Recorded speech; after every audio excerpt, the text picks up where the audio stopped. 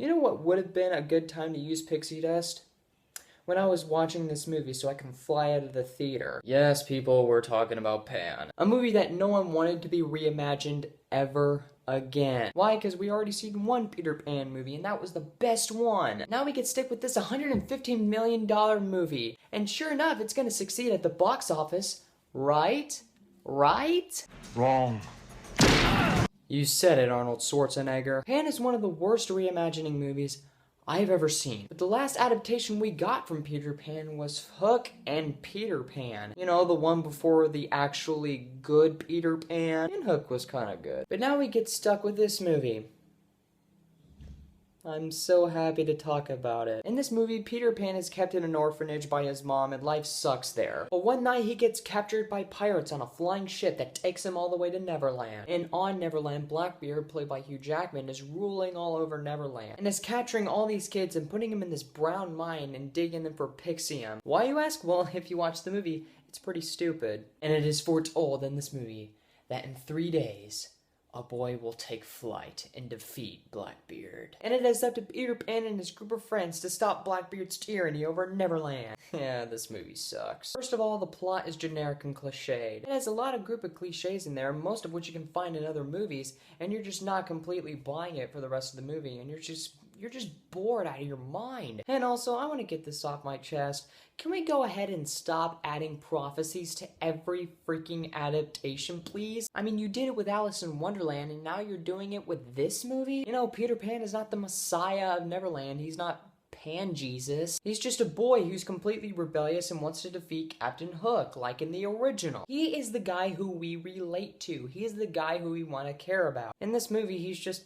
Pussy Pan. Seriously, every time in a situation, whether it's very happy or very gloomy and all that stuff, he makes this face.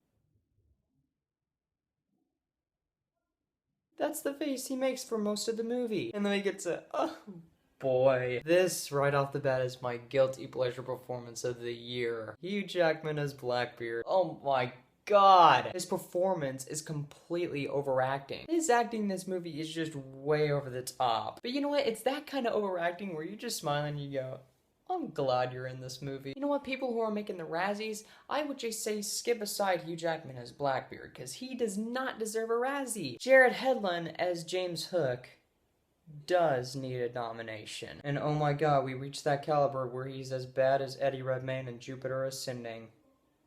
We hit that low, folks. I mean, he's that character where every time you look at him, you're like, who are you supposed to be? Is he supposed to be a cowboy? Is he supposed to be a pirate-ish cowboy guy? Because when he's acting, he's like shaking his head and moving his hat back and forth and acting like a sarcastic bastard. And there's another type of acting of him where he leans down and he just goes, name's James Hook. And you're just like, whoa.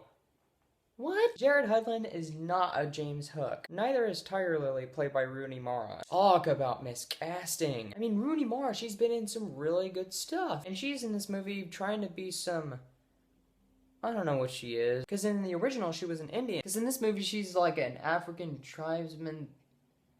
I had no idea what she was. The CGI, while being beautiful to look at, it takes you out of the movie, because that's the majority of what you're looking at. I just want to tell you something real quick. You know who Tinkerbell is, right? Tinkerbell, one of the most recognized Disney characters in the Disney universe. She's nothing but a special effect. Towards the end of the movie, where it almost reaches the climactic battle, she is in there for half a minute.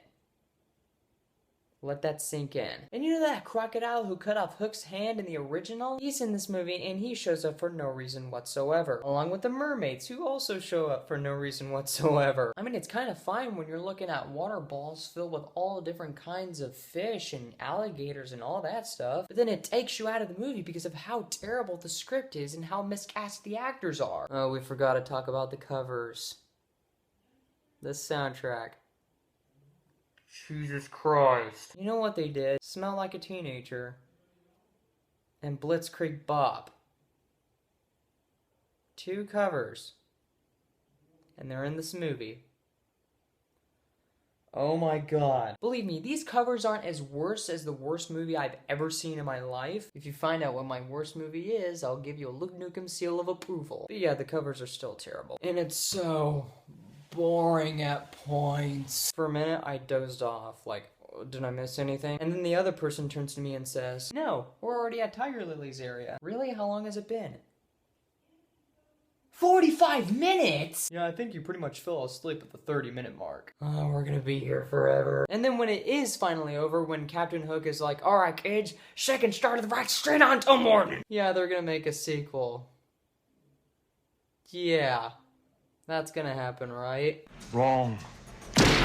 In the end, Pan is one of the worst adaptations of a classic I've ever seen. Miscast actors, CGI takes you way out of the movie. Some characters are in there for no reason whatsoever. A cliched script with a stupid-ass prophecy. Pan is a pussy cat. And the romance between Tiger Lily and James Hook, you never buy that. And Blackbeard as Hugh Jackman, you're still awesome, but your acting is terrible. So yeah, of course, I have no choice to give this movie this rating. Pan gets a 0 out of 5. Alright guys, that is my review of Pan. Comment below, let me know what you thought about the movie. Find me on Facebook, Google+, or private message me on YouTube if you feel like it. My name is Luke Nukem, and you have been blown away.